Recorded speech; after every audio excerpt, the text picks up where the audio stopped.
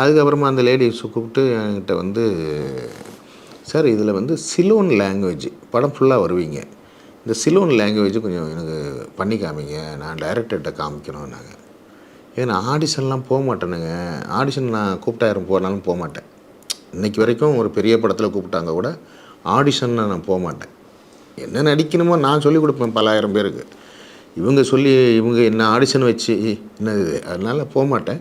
நான் ஆடிஷன்லாம் பண்ணுறதில்லன்னொடனே, இல்லை சார் கொஞ்சம் டைரக்டருக்கு காமிக்கணும், நீங்கள் தான். சரி கொடுங்கன்னு சொல்லிட்டு படிச்சுட்டு அதில் சிலோன் லாங்குவேஜில் எழுதியிருந்தது நான் படித்து காமித்தேன்.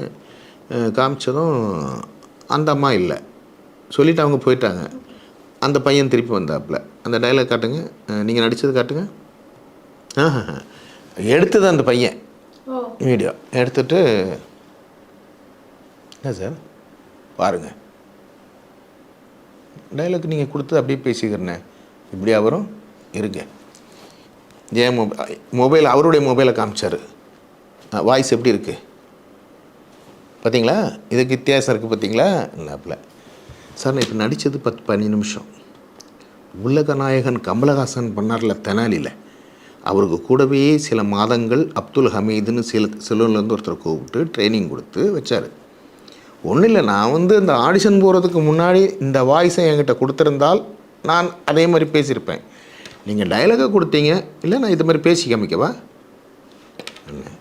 நீங்கள் வந்து வேணும்னே ஏதோ அவமானப்படுத்துகிற மாதிரியே இருக்க அப்படின்னு. நான் அதில் என்னங்க உங்களை போய் நான் அவமானப்படுத்துறதுங்க பாருங்கள் நண்பா, ஒரு கதையை வச்சுக்கிட்டு நீங்கள் தான் டைரக்டர் அப்படி இப்படிலாம் சொல்லிக்கிட்டு மற்றவங்களை அவமானப்படுத்திட்டுலாம் இருக்காதீங்க. என்ன நான் நடிக்கிறேன் தான், என்ன சொல்கிறீங்களோ அது கரெக்டாக நடிப்பேன். என்ன ஓவர் ரிஜெக்ட் பண்ணுறதுக்காக வேண்டி ஏதோ பண்ணுற மாதிரி தெரியுது, நல்லா இருங்க சரியா, நல்லா இருங்க அப்படின்னு நான் பாட்டுக்கு வந்துட்டேன். அப்புறமா அதே படத்துக்கு எனக்கு ஒரு நாள் ஒர்க்குக்கு கூப்பிட்டாங்க, ஒரே ஒரு நாள் ஒரு போலீஸ் கேரக்டர் ஒன்று அது நடித்தது.